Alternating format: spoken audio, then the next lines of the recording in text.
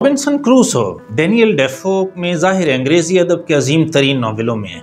1719 में शाये हुआ। और दोस्तों, अगर आपने पर्सनल डेवलपमेंट पर कोई किताब पढ़नी है, अगर आपने कॉलोनियलिज्म यानी हिस्ट्री पर कुछ पढ़ना है, अगर आपने अपनी खुद एतमादी को बढ़ाना है, अगर आपने पूरी तारीख़ और फिक्शन पढ़ना है तारीख़ में, तो इससे अच्छा नावल मैं कह रहा हूँ, आपकी मर्ज़ी है कि आप इसे कुछ भी कहिए, इससे अच्छा नावल आपको मिलने वाला नहीं है।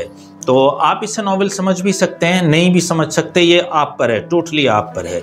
तो आइए इसके किरदार पर देखते हैं। रॉबिन्सन क्रूसो जो रेजिलियंस की अलामत है, आप में भी वो पैदा हो सकती है। मरकज़ी किरदार है, एक मुहिम जो है, एक पुरज़्म नौजवान है और अपनी ज़िंदगी को महफूज रास्ते के बजाय एक अजीब व गरीब सफ़र पर रवाना हो के गुजारना चाहता है। तो ये एक ज़िद है उसकी, ये बेबाक रवैये का इजहार है। और इब्तदाई मराहिल में काफ़ी से परेशानियां भी आती हैं, समंदरी सफ़र की मुश्किलात भी आती हैं।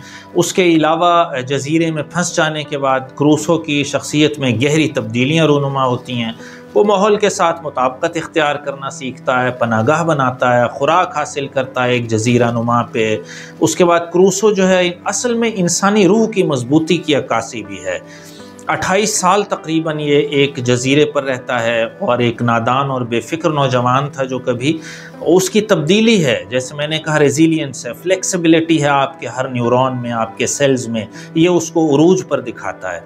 अच्छा, दूसरा किरदार अहम जो है वो फ्राइडे का है। तो फ्राइडे क्रूसो का साथी समझ लें। अब कहानी के बाद के हिस्से में आता है, ये थोड़ा सा मुकामी है और क्रूसो इसे आदमखोरों से बचाता है और इसके बाद दोस्ती का रिश्ता कायम हो जाता है। फ्राइडे एक वफ़ादार है, ज़हीन है, अंग्रेज़ी सीखने वाला शख्स है, बहुत जल्द सीख लेता है, जो कि वैसे नहीं सीखी जाती।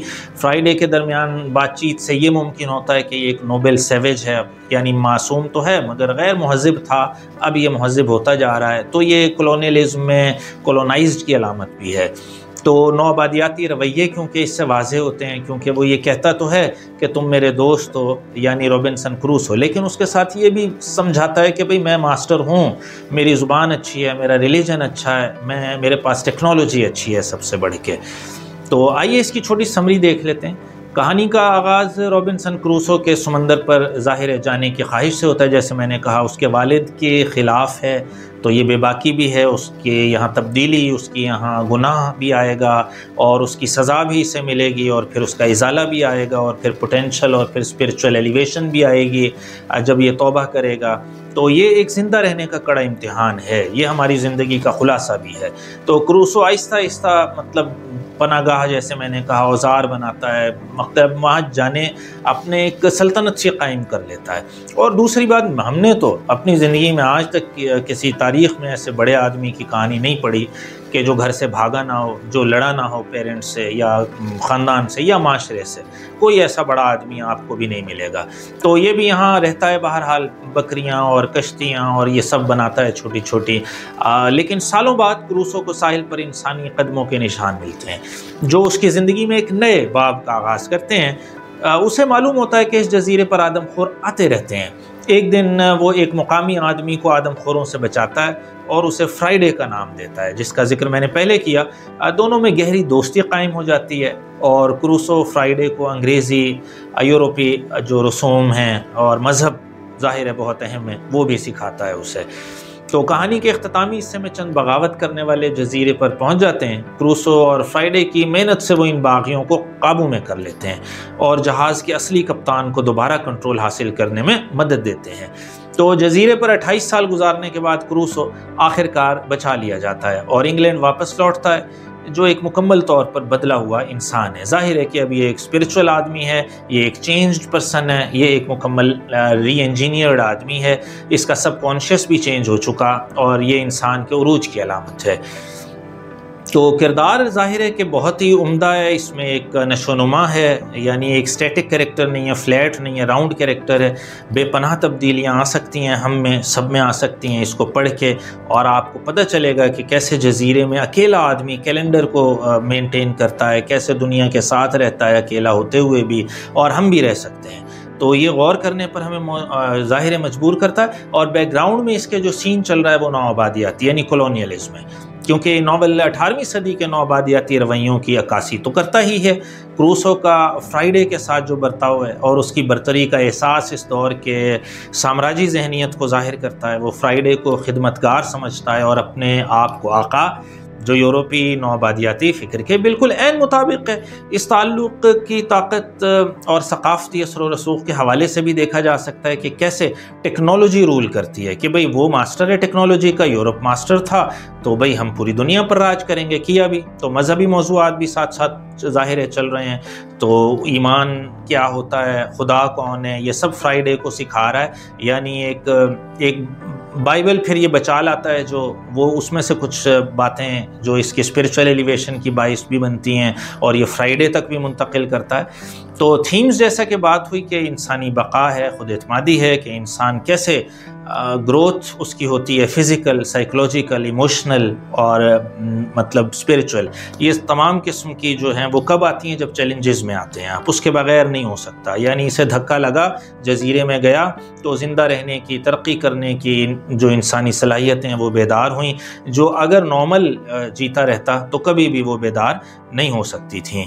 تو یہ ایک بہت ہی اہم موضوع ہے اور کولونیلزم کی ایک بڑی خوبصورت تاریخ ہے کہ وہ لوگ کیسے حکمرانی کرتے تھے علم کے زور پہ، کیونکہ اس کے پاس بندوق ہے، تو یہ جو وہاں لوکلز تھے وہ 20 آتے ہیں، 25 آتے ہیں، 100 بھی آ جائیں تو یہ ان کو مار دیتا ہے، بھگا دیتا ہے، اور یہ ان کی زمین پر ایک قسم کا قابض ہو گیا۔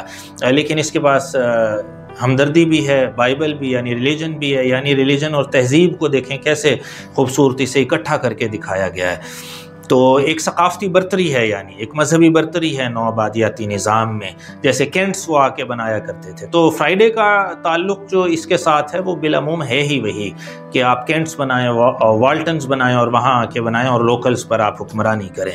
تو یہ درجہ بندی کی عکاسی ہے، ثقافتی بالادستی ہے، اور اختلافات تو ہیں ہی فرائیڈے کے اور اس کے اپنے کردار میں۔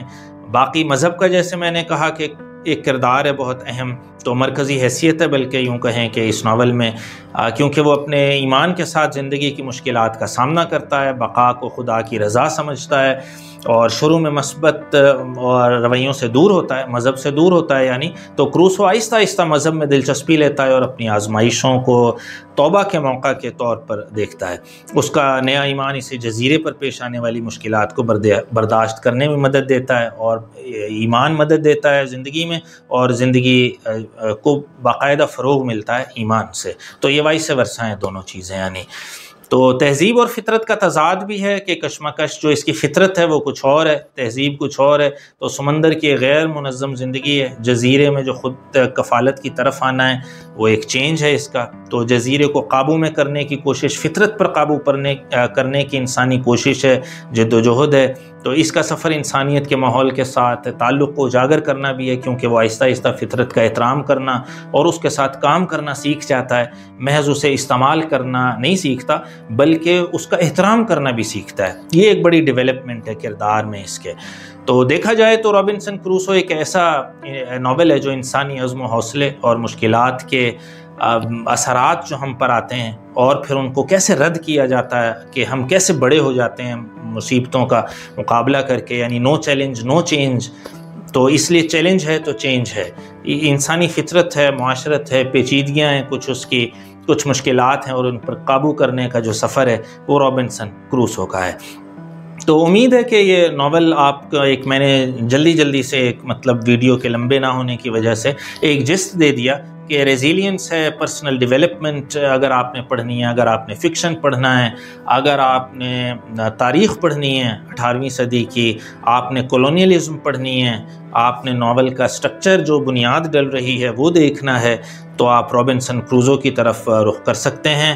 اس حوالے سے یہ ایک خوبصورت کتاب ہے اور میرے مطلب فیوریٹس میں سے ہے۔ امید ہے آپ کو پسند آئی ہوگی۔ اپنے کومنٹس میں مجھے ضرور بتائیے گا کہ اس میں کیا ایڈیشن اور نیگیشن ہو سکتا ہے۔ آپ کا بہت شکریہ۔